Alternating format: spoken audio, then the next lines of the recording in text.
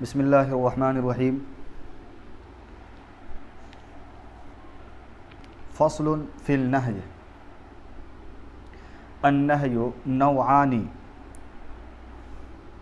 نہی عن الافعال الحسیۃ کالزنا وشرب الخمر والکذب والظلم۔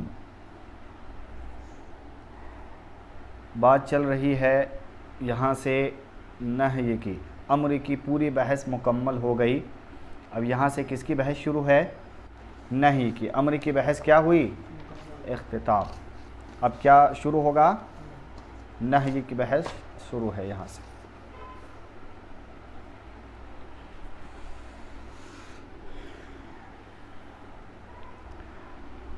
نہی کے سلسلے میں کچھ بنیادی باتیں ہیں، سب سے پہلے اس کو جان لیجئے، پھر اس کے بعد متصلاً سبق کو شروع کرنا ہے اور اس کی بحث کو ذرا جلدی ختم کرنے کا ارادہ ہے۔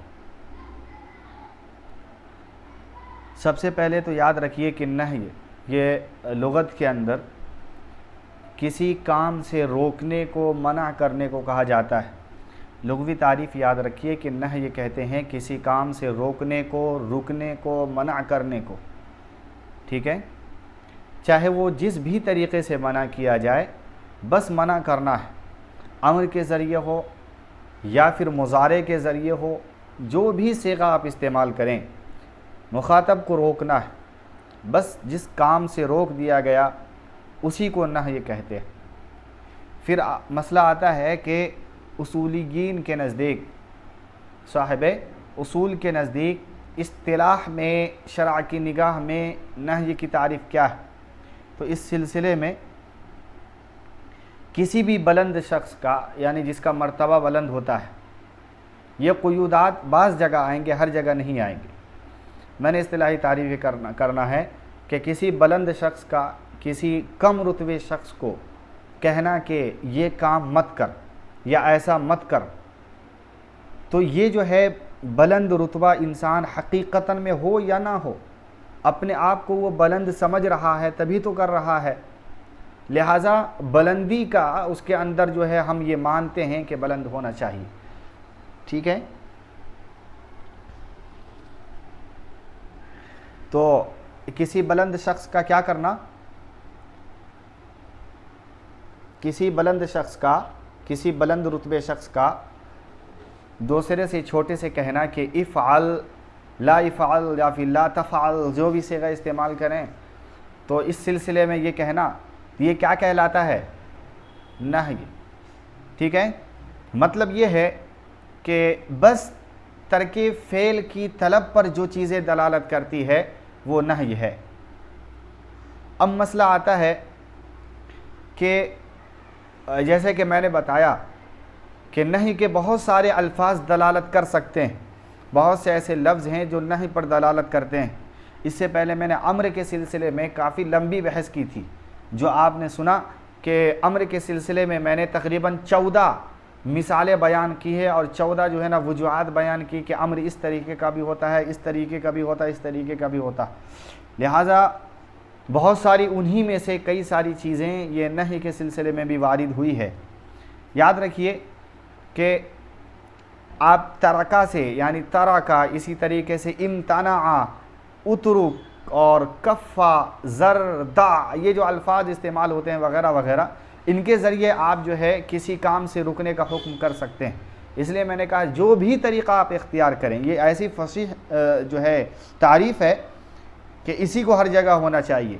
کسی بھی طریقے سے امر کیا کہتے ہیں نہی کا حکم کر دینا، یہی نہی کہلاتا ہے، کسی بھی طریقے سے، کسی صیغہ کے ساتھ یہ خاص نہیں، یعنی لا تفعل فعل مضارع ہی کے ساتھ خاص نہیں، امر کے ذریعے بھی نہی کا حکم کیا جا سکتا ہے، مخاطب کے ذریعے بھی کیا جا سکتا ہے، اسی طریقے سے بہت سارے صیغے استعمال کیے جا سکتے ہیں، لیکن وہ مضارع اس کے اندر پایا جائے۔ دوسری بات، جیسے میں نے کہا، اب یہ ہے کہ بہت سارے الفاظ ہیں، مثال کے طور پر آپ دیکھیں گے کہ حرمت کے لیے، تحریم کے لیے یہ نہی کا صیغہ استعمال کیا جاتا ہے۔ قرآن کے اندر حرمت علیکم المیتۃ یہ لفظ استعمال کیا گیا ہے، اور یہ بھی آیا کہ ولا تقتلوا اولادکم خشیۃ املاق. یہ جو آیتیں اس کے اندر بتایا گیا کہ بھائی اپنی اولاد کو بھوک پیاس اور افلاس کے ڈر کی وجہ سے قتل مت کرو. تو دیکھو یہاں پر قتل نہ کرنے پر یہ جو ہے حکم دیا جا رہا ہے، لہٰذا اگر کوئی قتل کرتا ہے تو حرام کام کا مرتکب ہوتا ہے. ٹھیک ہے. اسی طریقے سے میں نے جو دوسری آیت پیش کی کیا تھا، لا یحل لکم ولا کیا کہتے ہیں ولا تتخذوا عدوی وعدوکم اولیاء. یہ 28ویں پارے کی آیت ہے، لا تتخذوا عدوی وعدوکم اولیاء.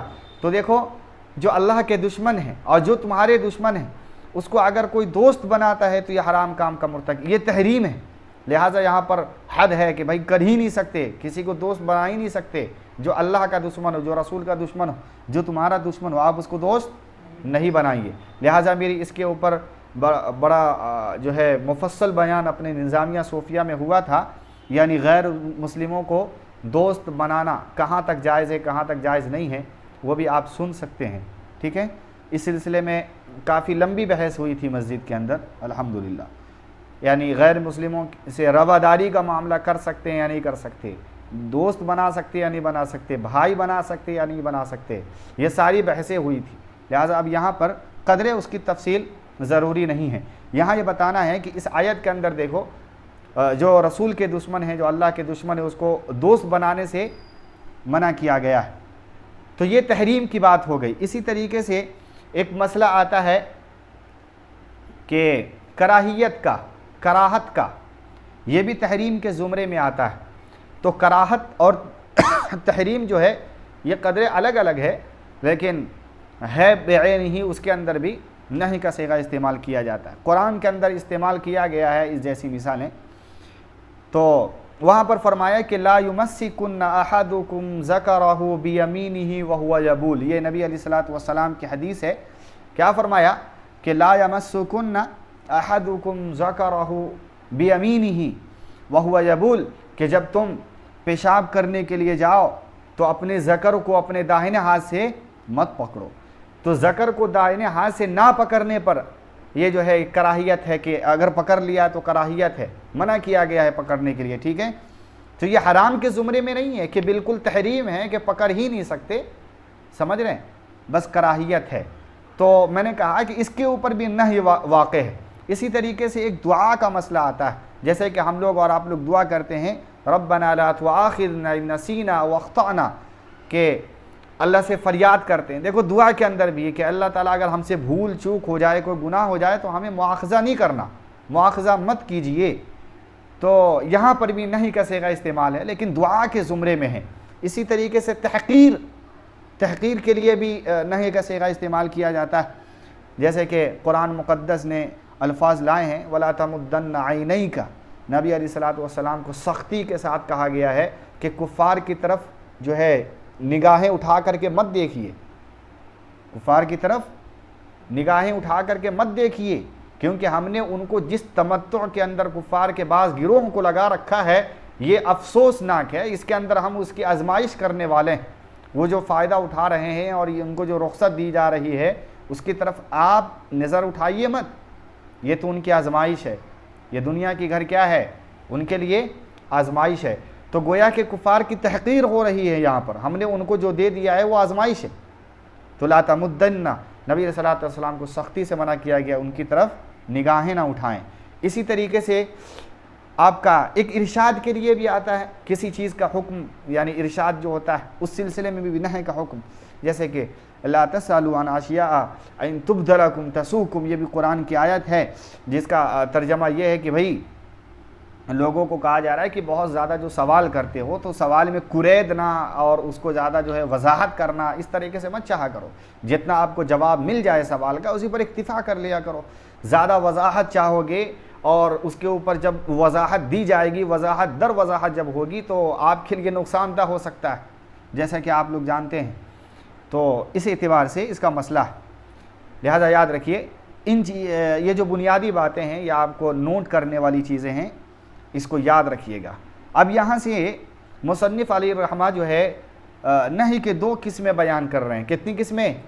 نہی کی دو قسمیں، نمبر ایک افعال حسیہ اور نمبر دو تصرفات شرعیہ۔ نمبر ایک افعال حسیہ اور نمبر دو تصرفات شرعیہ، یعنی افعال شرعیہ، تصرفات بمعنی ای افعال شرعیہ، یا اوپر والا کو آپ کر لیجئے افعال حسیہ۔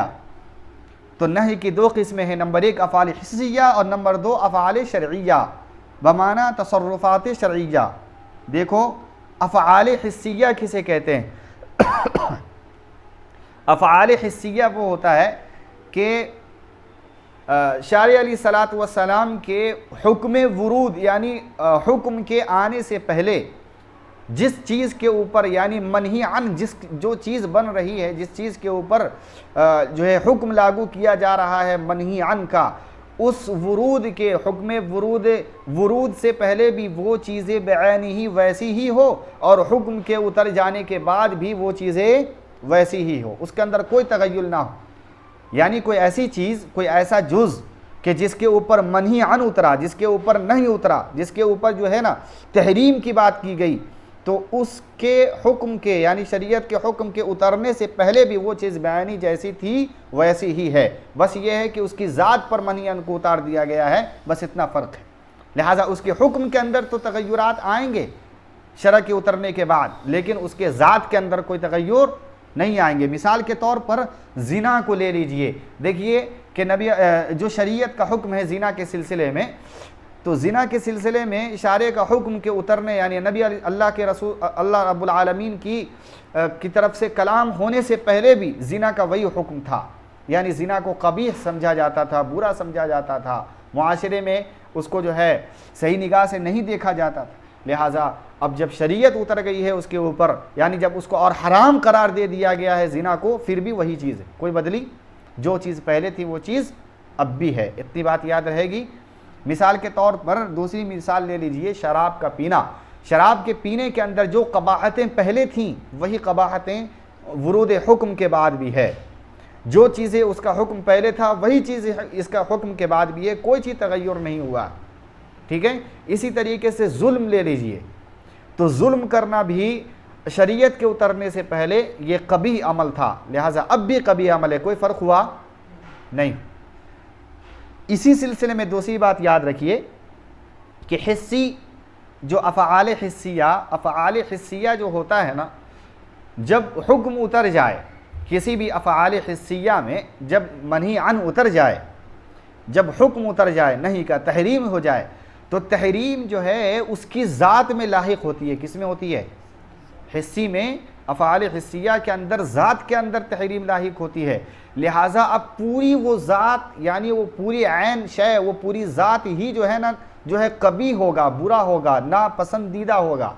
ایسا نہیں ہے کہ قباحت دوسری کی طرف سے اس کے اندر آ کر کے چپک گئی ہے، لگ گئی ہے، اب وہ چیز ختم ہو جائے تو وہ چیز فی نفس ہی ٹھیک ہے، ایسا نہیں ہے، فی نفس ہی وہ چیز ہی قباحت ہے، بری چیز ہے، یہ بات یاد رکھیے۔ ایک ہوتا ہے کہ چیز حسن ہوتی ہے، چیز اچھی ہوتی ہے، لیکن جو ہے بعض اوقات مکروہہ کے اندر، جیسے کہ اوقات یہ اللہ رب العالمین کا بنایا ہوا ہے یا نہیں ہے، سورج اللہ کی دین ہے، چاند اللہ کی دین ہے، تو پھر مکروہ اوقات میں جب سورج ڈوب رہا ہوتا ہے اس وقت نماز پڑھنا کیوں منع ہے؟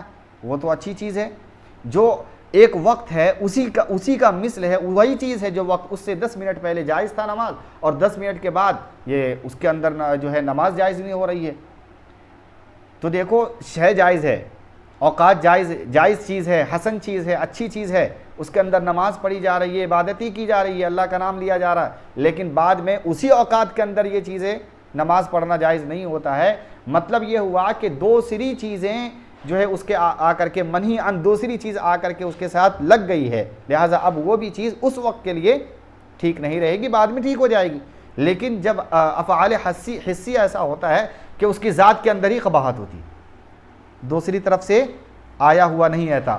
مثال کے طور پر زنا فعل زنا ہی قباحت ہے، فعل زنا وہ کام وہ فعل ہی قباحت ہے۔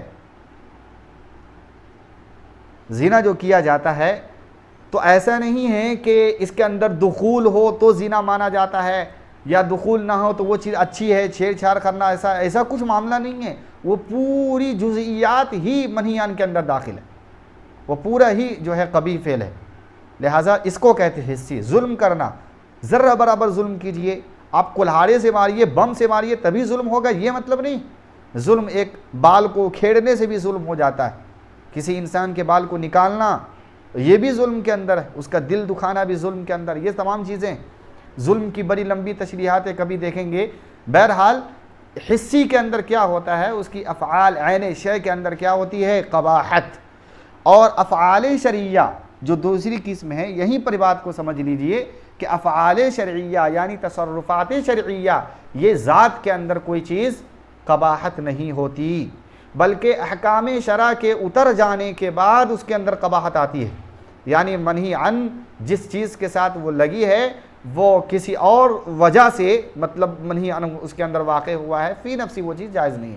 مثال کے طور پر میں نے آپ کو اوقات مکروہہ پیش کیا، اور اسی طریقے سے یاد رکھیے کہ یوم النحر، یوم النحر کا روزہ یعنی قربانی کے دن کا روزہ، تو دیکھو قربانی کے دن کا روزہ کیوں مکروہ ہے بھائی، قربانی کے دن کا روزہ کیوں منع ہے؟ یاد رکھیے، آپ سے اگر علت پوچھ لی جائے کہ بھائی روزہ رکھنا اچھا عمل ہے یا خراب عمل ہے، کوئی آپ سے اعتراض کرے کہ روزہ رکھنا فی نفسی ہی کیسا ہے، آپ کہیں گے صحیح ہے، ہر انسان جو مسلم ہے کہے گا صحیح عمل، روزہ اللہ کا کیا ہے، عطا کردہ ایک نعمت ہے، اللہ کی عبادت ہے، ٹھیک ہے، تو روزہ کے اندر کوئی قباحت نہیں۔ عید کے دن آپ روزہ رکھنے سے شریعت نے منع کر دیا، کیوں کیا منع؟ جب اچھی چیز تھی تو منع کیوں کیا؟ علت کیا ہے؟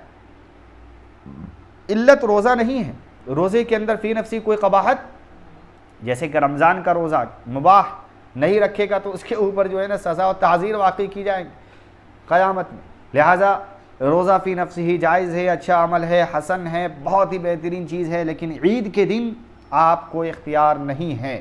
وجہ اس کی یہ ہے کہ روزے کے اندر کوئی قباحت نہیں ہے، دن کے اندر کوئی قباحت نہیں کہ عید کا دن منحوس دن ہے، اس کے اندر روزہ نہیں رکھ سکتے، ایسا ہے؟ بھائی عید کے دن تو اور خوشی کا دن ہے، یہ بھی ہم تمام لوگوں کے درمیان جو ہے متفق علیہ مسئلہ ہے کہ عید کا دن کیا ہے، منحوس نہیں ہے، خوشی کا دن ہے، خوشیاں مناتے ہیں۔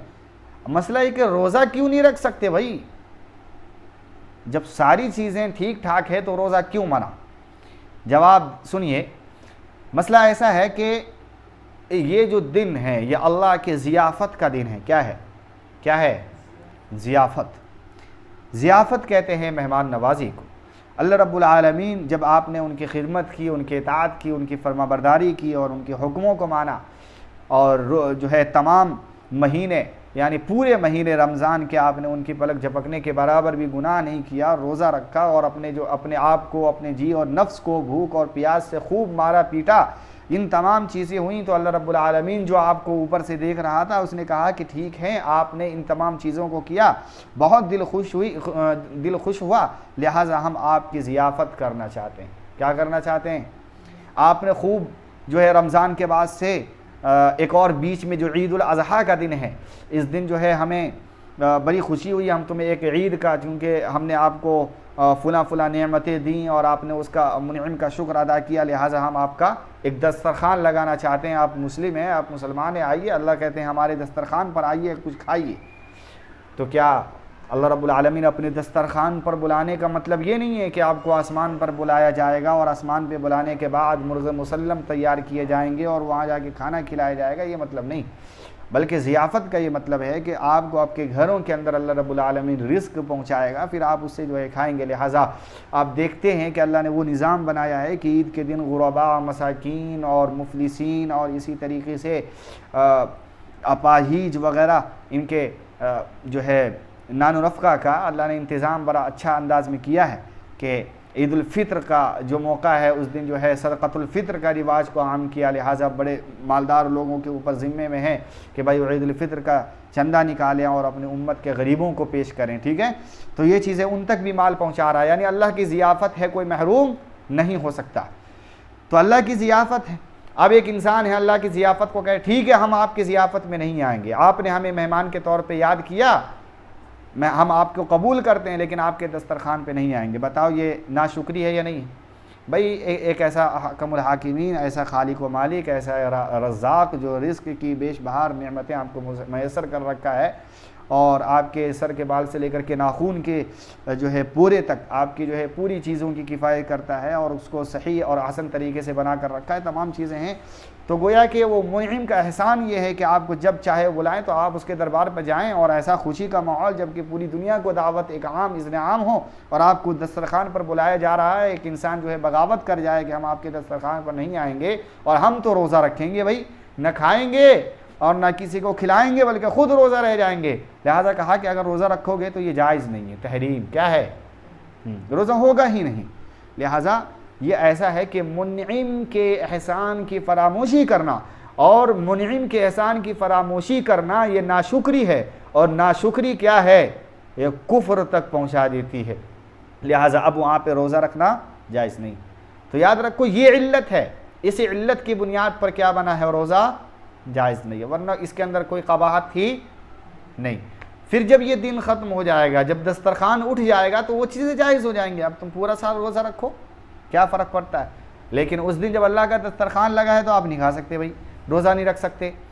لہٰذا اتنی بات سمجھ میں آ گئی۔ تو دیکھو افعال شرعیہ کے اندر جو میں نے مثال پیش کی ہے، یعنی یوم النحر کے اندر روزہ رکھنا، اور اوقات یوم النحر کے اندر روزے کی منہی، اور اوقات مکروہہ کے اندر نماز کے منہی عن، اور اسی طریقے سے یعنی درہم کو، ایک درہم کو 2 درہم کے بدلے میں بیع اور خرید و فروخت کرنا، یہ بھی جائز نہیں ہے۔ لہٰذا ایک جنس ہو، جنسیت بھی ایک ہو، یعنی کسی چیز کی جنس ایک ہو، جیسے کہ سونا کو سونا کے بدلے میں آپ نے مجھے 1 سونا دیا، اور ہاں آپ چاہتے ہیں کہ ہم جب آپ کو دیں تو 2 درہم دیں، یہ جائز نہیں۔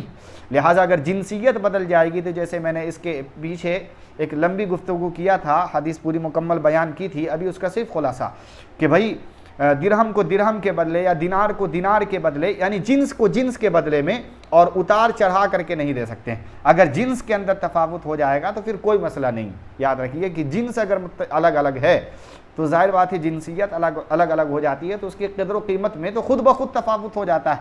لہٰذا اب اگر 1 کے بجائے 2 لیتا ہے تو کوئی مسئلہ نہیں ہے نا، لیکن اگر کیا بولتے ہیں درہم کو درہم کے بدلے، یا دینار کو دینار کے بدلے، یا جو کو جو کے بدلے، یا نمک کو نمک کے بدلے، یا اسی طریقے سے جو ہے کیا کہتے ہیں گیہوں کو گیہوں کے بدلے میں، جو جنس کو جنس کے بدلے میں جو بھی ہو، اگر جو ہے 1 کے بجائے 2 لیتا ہے، 1 کلو کے بجائے 2 کلو لیتا ہے، 1 کلو دے کر کے 2 کلو وصول کرتا ہے، تو یہ چیزیں جائز نہیں۔ تو دیکھو خرید و فروخت بیع جائز یا جائز نہیں ہے، تو ربا حرام اور بیع جائز۔ جب بیع جائز ہے تو دینار کی اور دینار کے بدلے میں بیع یہاں پر جائز کیوں نہیں؟ سوال پیدا ہوا یا نہیں پیدا ہوا؟ لہٰذا ہم کہیں گے کہ جنس ہے، ایک ہی جنس ہے اور بڑھا کر کے لے رہا ہے، تو جنس جب ایک کو بڑھا کر کے لے اس کی اجازت نہیں۔ اتنی بات کو یاد رکھیے، یہ آپ کو بہت ہی کارآمد چیز ہے جو ہے نہیں کا بیان، ابھی بہت جگہ آپ کا جو ہے مسئلہ کو حل کرتا چلا جائے گا۔ ذرا عبارت دیکھو اوپر سے، فصل فی النہی، النہی نوعان، یہ فصل ہے نہی کے بیان میں، اس کی 2 قسمیں ہیں، نہی عن الافعال الحسیہ، ایک ان میں سے ایک کیا ہے، افعال حسی، جیسے کہ زنا، شراب کا پینا، جھوٹ بولنا، ظلم کرنا، اور دوسری چیز ہے ونہی عن التصرفات الشرعیہ، یعنی تصرفات شرعیہ کا نہی۔